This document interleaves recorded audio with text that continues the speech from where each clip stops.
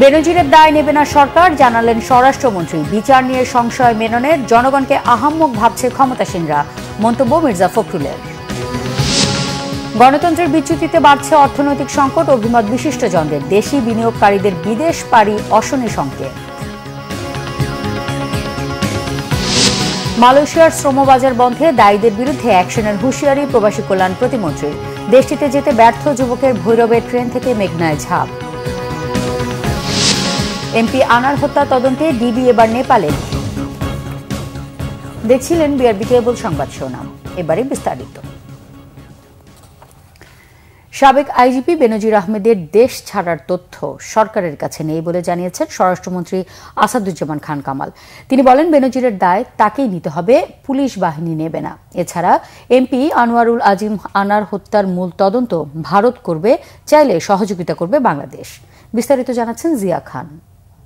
আমাদের লক্ষ্য হচ্ছে যে এই যে ছোটখাটো যে কমপ্লেইনগুলো আছে, স্পেশালি দুর্নীতির কমপ্লেইন, তারপরে হচ্ছে আপনার দুর্ব্যবহারের কমপ্লেইন, এই দুটোর বিরুদ্ধে অলরেডি আমরা কাজ করছি।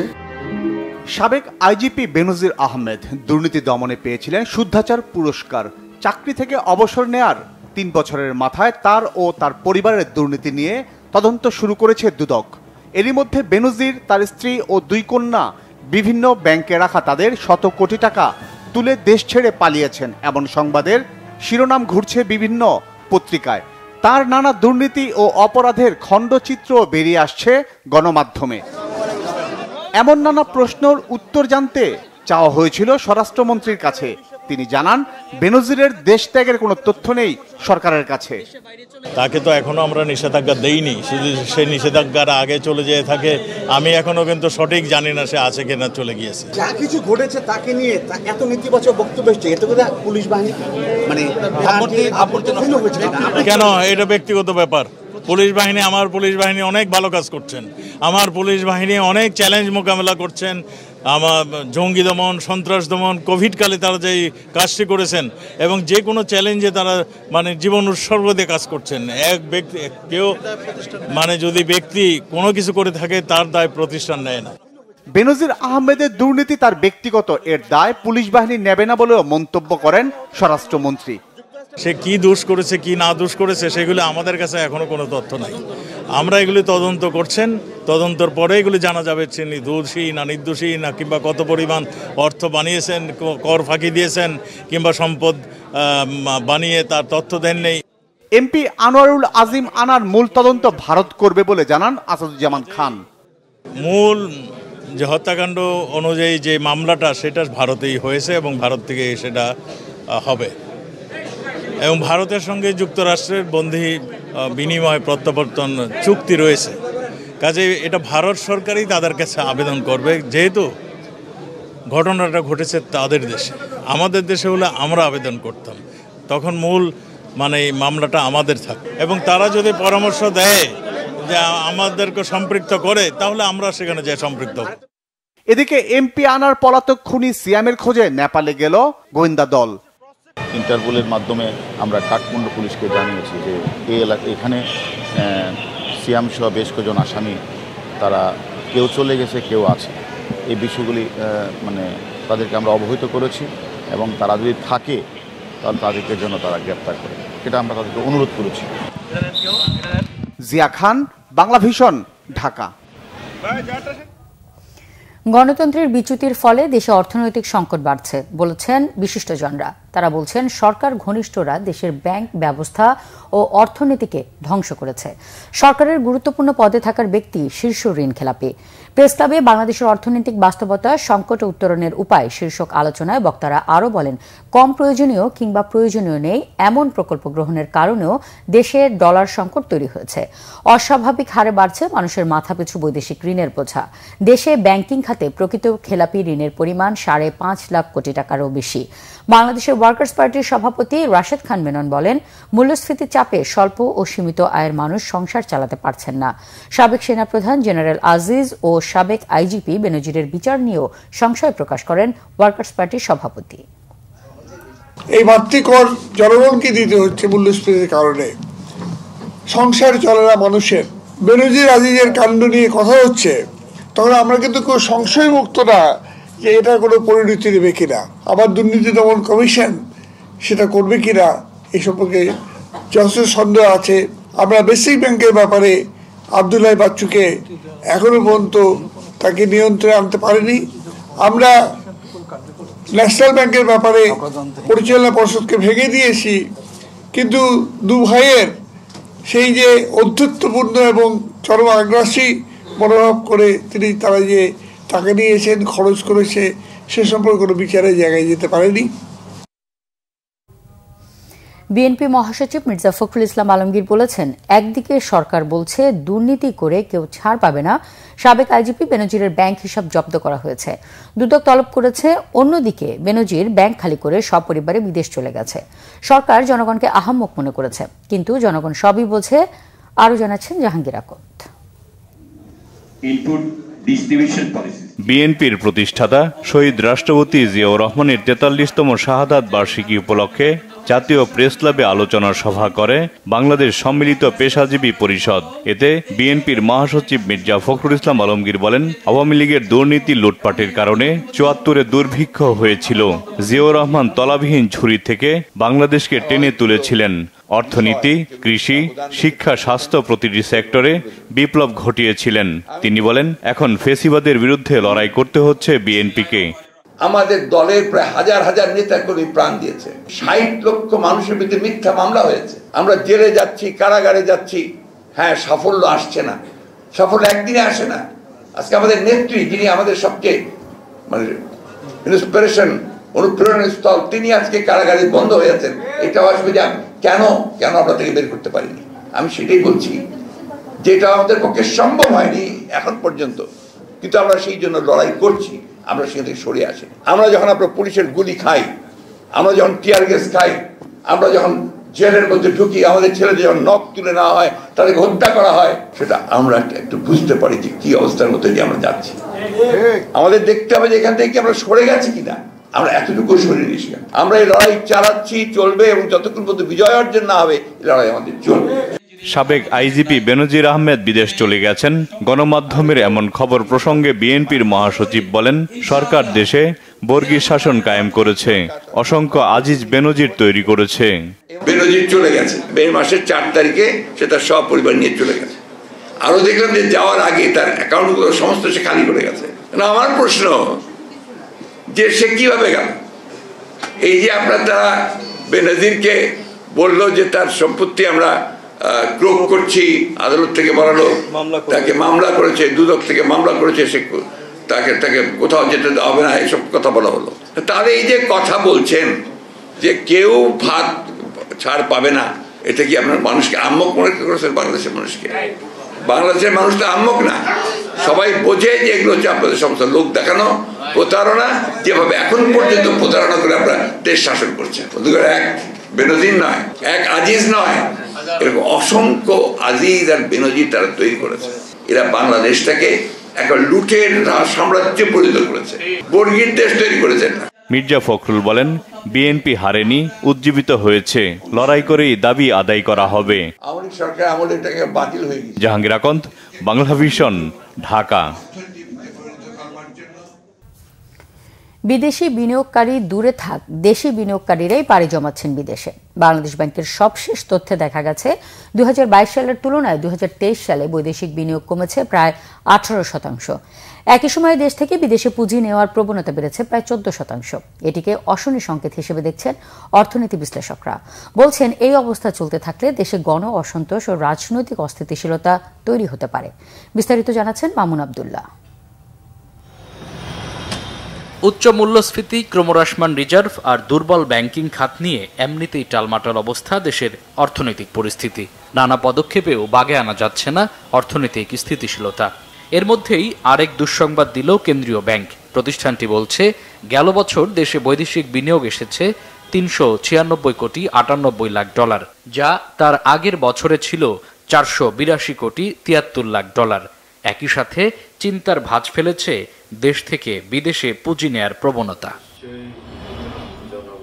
দেশি বিদেশি বিনিয়োগকারীদের বিনিয়োগ থেকে মুখ ফেরানোর জন্য নীতি সহায়তা ও এর বাস্তবায়নকেই দুষছেন সংশ্লিষ্টরা।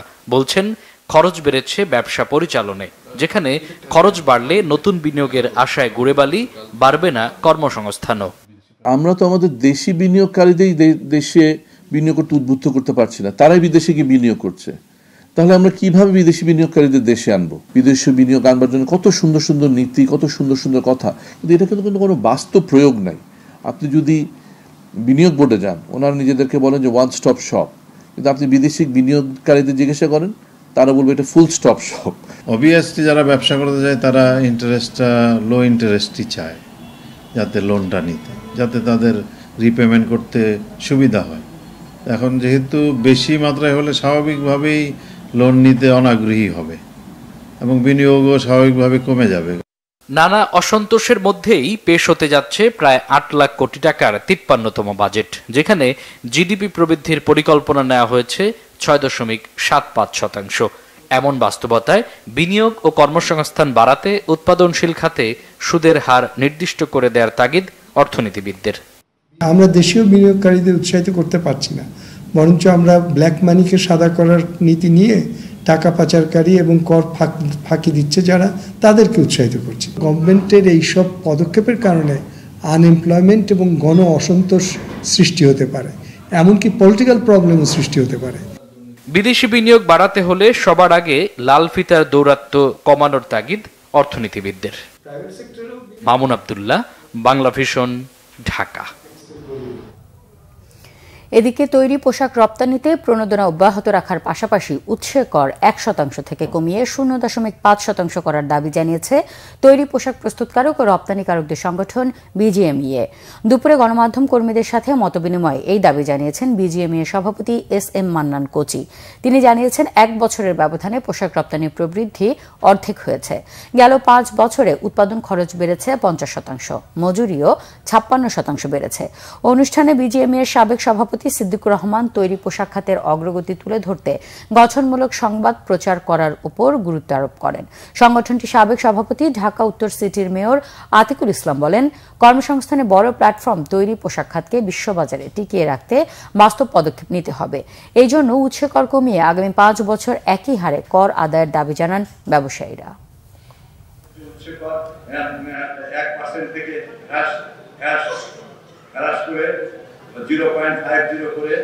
করার জন্য অনুরোধ করেছি। নগদ সহায়তার উপর কর্তনের যে 10% আমাদের ট্যাক্স কর্তন করে থাকে, এটা আমরা 5% করার জন্য অনুরোধ করেছি। পাশাপাশি 2020 এবং 29 সাল পর্যন্ত ইনসেন্টিভ অব্যাহত রাখতে কোনো অসুবিধা নেই বলে আমি মনে করি। তাই বিকল্প নগদ সহায়তা দেওয়ার পূর্বে যেন এটা অব্যাহত রাখার জন্য আমরা অনুরোধ করছি। মালয়েশিয়ায় কর্মী পাঠাতে সংকটের জন্য যারা দায়ী তাদের বিরুদ্ধে ব্যবস্থা নেওয়ার হুঁশিয়ারি দিয়েছেন প্রবাসী কল্যাণ ও বৈদেশিক কর্মসংস্থান প্রতিমন্ত্রী শফিকুর রহমান চৌধুরী। দুপুরে সিলেটে সরকারি আলিয়া মাদ্রাসা পরিদর্শন ও মতবিনিময় সভা শেষে সাংবাদিকদের তিনি একথা বলেন। প্রতিমন্ত্রী বলেন, মালয়েশিয়ায় কর্মী পাঠাতে না পারার কারণ অনুসন্ধানে তদন্ত কমিটি গঠন করা হবে। এই সংকট তৈরির পেছনে জড়িতদের খুঁজে বের করে শাস্তিমূলক ব্যবস্থা নেওয়া হবে। যাদের ভিসা হয়েছে তাদের তালিকা দিতে পারেনি বায়রা, যেই কারণে ফ্লাইটের সমস্যা হয়েছে। মালয়েশিয়া সরকারকে সময় বাড়ানোর জন্য চিঠি দেওয়া হয়েছে বলেও জানান প্রতিমন্ত্রী, তবে এখনো সেই চিঠির জবাব আসেনি।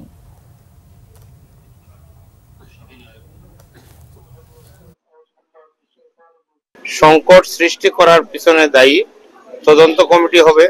তদন্ত কমিটির মাধ্যমে যাদের বিরুদ্ধে এই সমস্ত জিনিস উঠে আসবে তাদের বিরুদ্ধেই আমরা ব্যবস্থা গ্রহণ করব, শাস্তিমূলক ব্যবস্থা করব।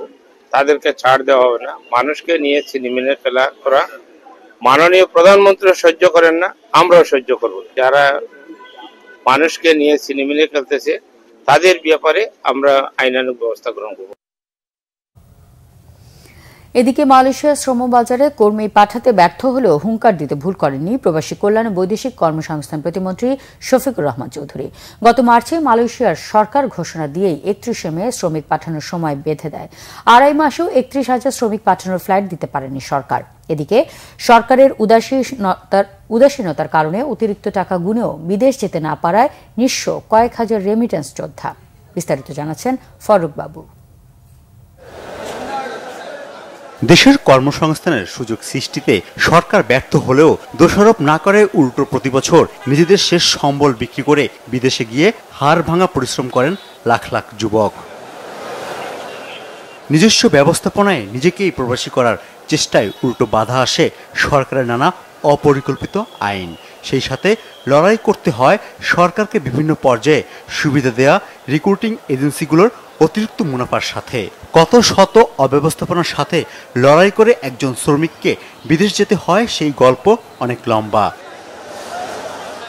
বিদেশে বাংলাদেশি শ্রমিকদের বড় বাজার মালয়েশিয়া। দেশটির সরকার গত মার্চে ঘোষণা করেছিল ভিসা পাওয়া বিদেশি কর্মীরা 31 মের মধ্যে মালয়েশিয়ায় প্রবেশ করতে হবে। প্রায় 2.5 মাস পরও ভিসা পাওয়া বাংলাদেশি কর্মীদের জন্য পর্যাপ্ত ফ্লাইট নিশ্চিত করতে পারেনি সরকার। ফ্লাইট বৃদ্ধির ব্যবস্থা না করে প্রবাসী কল্যাণ মন্ত্রণালয় কর্মীদের প্রবেশের সময়সীমা বৃদ্ধির অনুরোধ জানায়। এতে সাড়া না দিয়ে গতকালই বাংলাদেশ সহ 15টি দেশের কর্মীদের শ্রমবাজার বন্ধ করে মালয়েশিয়া। এদিকে সব কিছু জেনে শুনেও প্রবাসী কর্মীদের প্রতারণার জালে ফেলেছে কিছু রিক্রুটিং এজেন্সি। জমি জাতি সব বেঁচে কিনে ধরে নিয়ে আজ আমাকে ফ্লাইট নেই, আজ 1.5 বছর ধরে ঘুরছে। টাকা ফেরত চাচ্ছি কিন্তু ট্রাভেলস এজেন্সি তো বন্ধ। এটা 100% প্রতারণার একটা মানুষ তার খেত বেচা টাকা দিছে, সুদ করে টাকা দিছে। রিক্রুটিং এজেন্সিগুলোর সংগঠন বলছে নির্দিষ্ট কয়েকটি এজেন্সির সিন্ডিকেটের প্রথা ভাঙা না গেলে শ্রমবাজারের অনিয়ম বন্ধ হবে না। বিশেষ ব্যবস্থাপনায় যদি সিন্ডিকেটের মাধ্যমে মালয়েশিয়ার শ্রমবাজার যদি খোলা হয় অথবা কর্মী পাঠানো হয় তাহলে এই ঘটনাটা ঘটবে। এটা আগে থেকে আমরা প্রেডিক্ট করেছিলাম এবং তাই হয়েছে। সিন্ডিকেট হলো 100 জন, কিন্তু আমার বাইরের সদস্য রিক্রুটিং এজেন্সি প্রায় 2500। তো 2500 কিন্তু এটা দায় নিবে না, এই দায়টা 100 এজেন্সিকেই নিতে হবে। এদিকে মালয়েশিয়ার শ্রমবাজার বন্ধ হবার আগে নীরব দর্শকের ভূমিকায় থাকা প্রতিমন্ত্রী অবশেষে দোষীদের বিরুদ্ধে ব্যবস্থা নেয়ার হুঁশিয়ারি দিলেন। ততদিনে নিঃস্ব কয়েক হাজার গরিব মানুষ। তদন্ত কমিটি হবে, তদন্ত কমিটির মাধ্যমে যাদের বিরুদ্ধে এই সমস্ত জিনিস উঠে আসবে তাদের বিরুদ্ধেই আমরা ব্যবস্থা গ্রহণ করব, শাস্তিমূলক ব্যবস্থা করব, তাদেরকে ছাড় দেওয়া হবে না। মালয়েশিয়ায় যেতে সরকার নির্ধারিত ৭৯,০০০ টাকার জায়গায় কর্মীদের গুনতে হয়েছে ৬ লাখ টাকা পর্যন্ত। এত টাকা খরচ করে যারা যেতে পারেনি সেসব কর্মীরা টাকা ফেরতের আশায় ঘুরছেন রিক্রুটিং এজেন্সিগুলোর অফিসে। ফররুখ বাবু, বাংলা ভিশন, ঢাকা। মালয়েশিয়া যেতে না পারায় কিশোরগঞ্জের ভৈরব রেলওয়ে সেতুতে চলন্ত ট্রেন থেকে মেঘনায় ঝাঁপ দিয়ে নিখোঁজ হয়েছেন এক যুবক। মালয়েশিয়া শ্রমবাজারে নিষেধাজ্ঞার কারণে বিমানের যাত্রা বাতিল হওয়ায় বাবার সাথে ট্রেনে ব্রাহ্মণবাড়িয়ার আখুয়ারা ফিরছিল সোহেল তানভীর। শুক্রবার বিকেলে ট্রেনটি ভৈরব রেল স্টেশনে বিরতি দিয়ে ছাড়ার পর মেঘনা নদীর উপর রেল সেতু অতিক্রমকালে হঠাৎ পানিতে ঝাঁপ দেয় তানভীর। ভৈরব রেলওয়ে ও নৌ পুলিশ সহ ফায়ার সার্ভিসের কর্মীরা ব্যাপক খোঁজাখুঁজি করেও তার সন্ধান পায়নি। নিখোঁজের বাবা আমির উদ্দিন মেরাজ জানান, ছেলে ভিসা পেয়ে শুক্রবার বিমানে মালয়েশিয়া যাওয়ার কথা ছিল, কিন্তু বিমানের যাত্রা বাতিল হওয়ায় ছেলেকে নিয়ে আখাউড়ায় বাড়িতে ফিরছিলেন তিনি। সংসারের সুখের জন্য ছেলেকে মালয়েশিয়া পাঠাতে চেয়ে এখন ছেলেকেই হারালেন।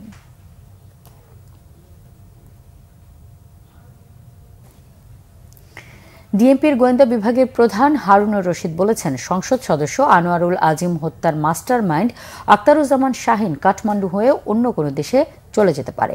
তিনি জানান, পলাতক কয়েক আসামিকে ধরতে সাহায্য চেয়ে ইন্টারপোলকে চিঠি দিয়েছে বাংলাদেশ। সকালে নেপালের রাজধানী কাঠমান্ডুর উদ্দেশ্যে ঢাকা ছাড়ার আগে হযরত শাহজালাল আন্তর্জাতিক বিমানবন্দরে তিনি সাংবাদিকদের কথা বলেন। হারুনুর রশিদের নেতৃত্বে ডিবির একটি দল নেপাল গেছে। প্রতিনিধি দলে ডিবি ছাড়াও পুলিশ সদর দপ্তরের এনসিবির একজন কর্মকর্তা রয়েছেন বলে জানা গেছে। এর আগে হারুনের নেতৃত্বে ডিবির একটি দল কলকাতা গিয়েছিল আনোয়ারুল আজিম হত্যার রহস্য উদ্ঘাটনে। 28 মে রাতে কলকাতার সঞ্জীবা গার্ডেনের সেপটিক ট্যাঙ্ক ভেঙে 3 থেকে 4 কেজি মাংসের টুকরো উদ্ধার করে কলকাতা পুলিশ। এই মাংসগুলোকে ফরেনসিকের জন্য পাঠানো হয়েছে। পাশাপাশি ডিএনএ টেস্টও করা হবে, তারপরে বলা যাবে এগুলো সংসদ সদস্যের কিনা। 15 মিনিটের ঝড়ে লন্ডভন্ড হয়েছে ঠাকুরগাঁওয়ের 20টি গ্রাম, মৃত্যু হয়েছে 3 জনের। বালিয়াডাঙ্গি উপজেলায় ভোর 5টার দিকে এই ঘটনা ঘটে। কাঁচা বাড়িঘরের টিনের চালা উড়ে গেছে, গাছ ভেঙে পড়ে ক্ষতিগ্রস্ত হয়েছে শতাধিক পরিবার। নিহতরা হলেন বালিয়াডাঙ্গি উপজেলার পাড়িয়া ইউনিয়নের শালডাঙ্গা গ্রামের পৈনুল ইসলামের স্ত্রী ফরিদা বেগম, একই গ্রামের দবিরুল ইসলামের স্ত্রী জাহেদা বেগম এবং একই উপজেলার নয়াপাড়া গ্রামের 2.5 বছরের নাইম। ঝড়ে বিধ্বস্ত এলাকায় বিদ্যুৎ সরবরাহ বন্ধ হয়ে যায়। সংসদ সদস্য অধ্যক্ষ মাজহারুল ইসলাম সুজন ঝড়ে ক্ষতিগ্রস্ত এলাকা পরিদর্শন করে ক্ষতিগ্রস্তদের সহায়তার আশ্বাস দিয়েছেন।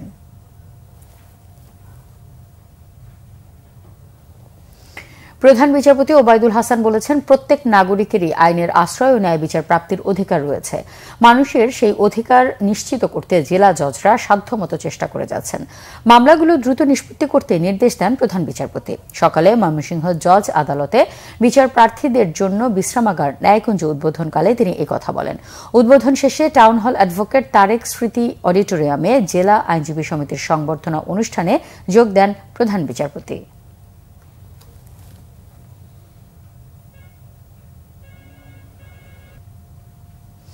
গণতান্ত্রিক সরকার গঠনে বছরের পর বছর চলমান আন্দোলনের অবসান আশা করেন বিএনপির স্থায়ী কমিটির সদস্য নজরুল ইসলাম খান। আর নাগরিক ঐক্যের সভাপতি মাহমুদুর রহমান মান্না বলেছেন, শুধু সরকার পতনের জন্য নয়, কল্যাণ রাষ্ট্র গঠনে সবাইকে ঐক্যবদ্ধভাবে আন্দোলন সংগ্রাম করতে হবে। নাগরিক ঐক্যের 12 প্রতিষ্ঠা বার্ষিকী উপলক্ষে রাজধানী ঢাকা রিপোর্টার্স ইউনিটি মিলনায়তনে আলোচনা সভায় তারা এমন মন্তব্য করেন। নজরুল ইসলাম খান বলেন, রাষ্ট্রের প্রধান সেনাপতি দুর্নীতিতে জড়িত, পুলিশ প্রধান দুর্নীতিতে অভিযুক্ত, একজন প্রধান বিচারপতিকে দুর্নীতির দায়ে দেশ ত্যাগে বাধ্য করা হয়েছিল, সংসদ সদস্য খুন হচ্ছে। দ্রব্যমূল্যের লাগামহীন ঊর্ধ্বগতির কারণে সাধারণ মানুষ দিশেহারা। এসব অন্যায়ের বিরুদ্ধে চলমান লড়াইয়ের শেষ হওয়া দরকার। আর নাগরিক ঐক্যের সভাপতি মাহমুদুর রহমান মান্না বলেন, বেনজির আওয়ামী লীগের ক্ষমতা টিকিয়ে রাখতে কাজ করেছেন। বেনজির আজিজ আনারের দায় আওয়ামী লীগকে নিতে হবে। দুর্বৃত্তায়ন ও অনাচারের বিরুদ্ধে ঐক্যবদ্ধ আন্দোলনে সবাইকে এগিয়ে আসার আহ্বান জানিয়েছেন মান্না।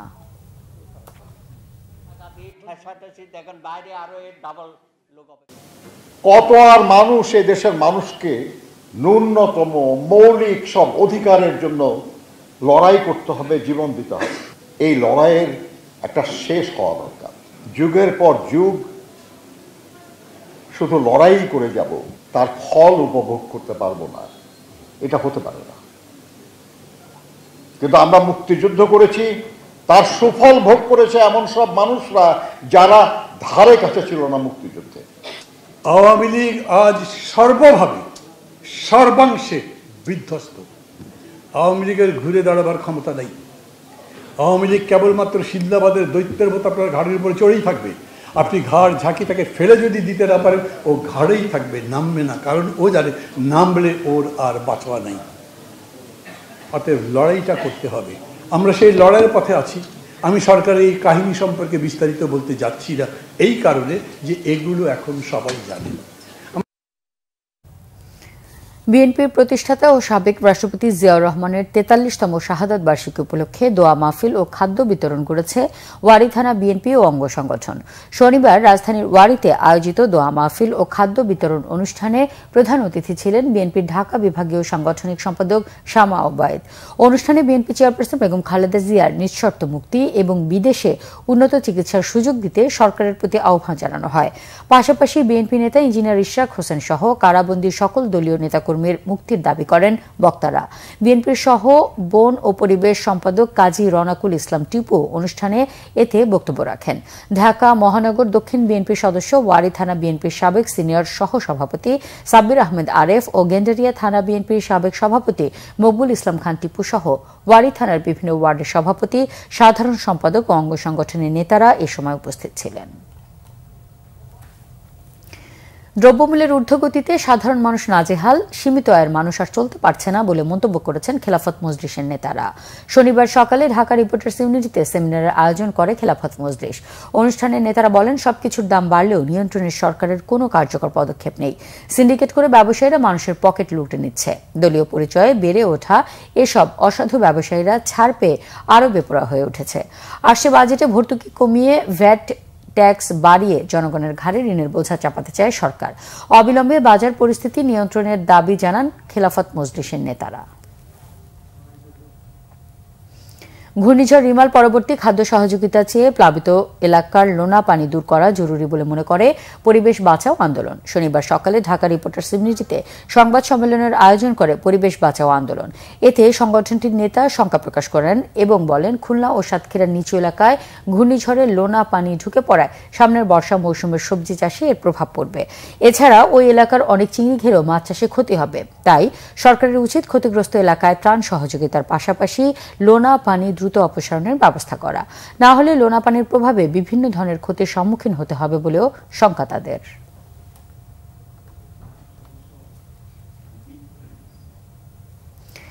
এবার আরো কিছু খবর নিয়ে রয়েছে একটি ডেস্ক রিপোর্ট।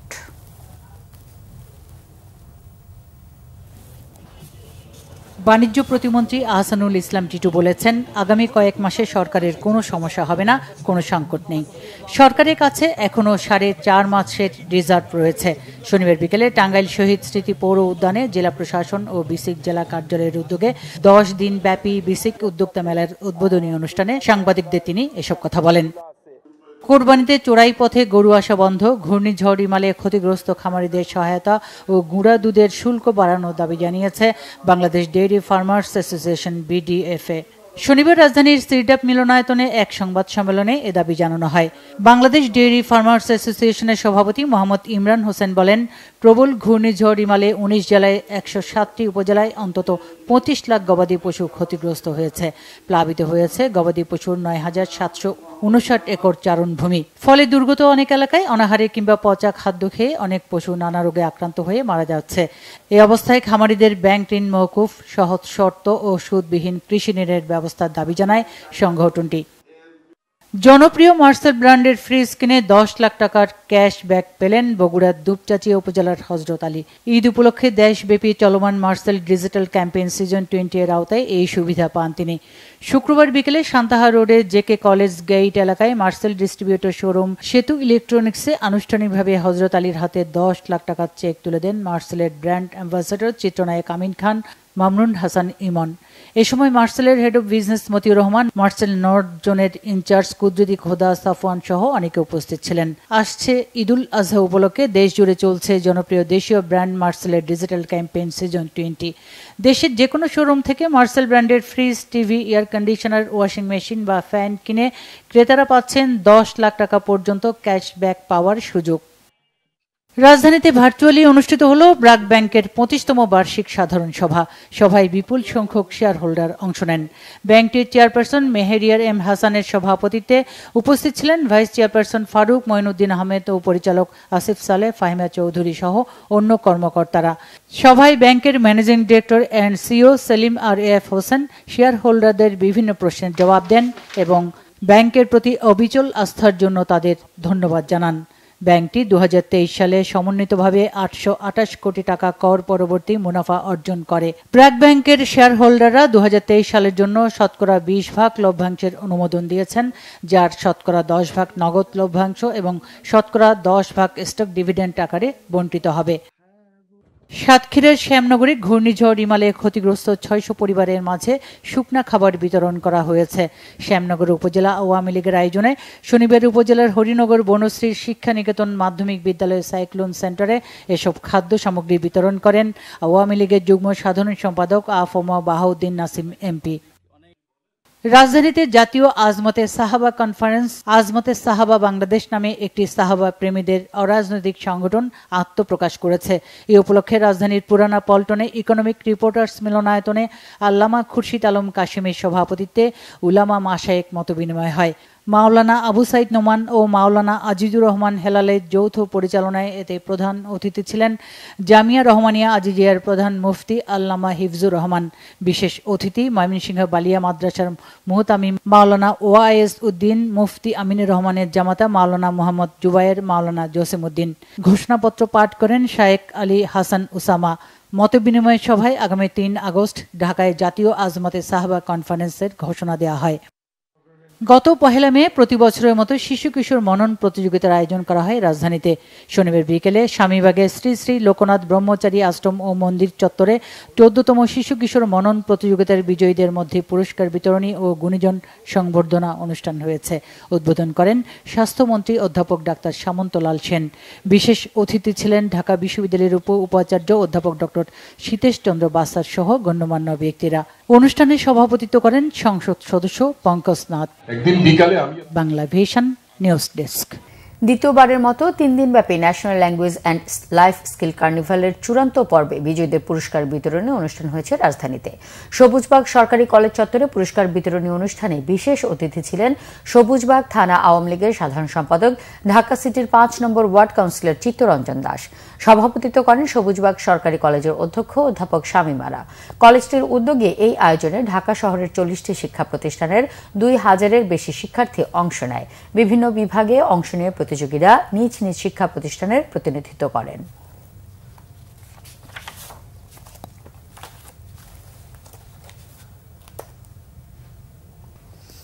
সংবাদ শেষ করব বিআরবি কেবল শিরোনামগুলো আরেকবার জানিয়ে।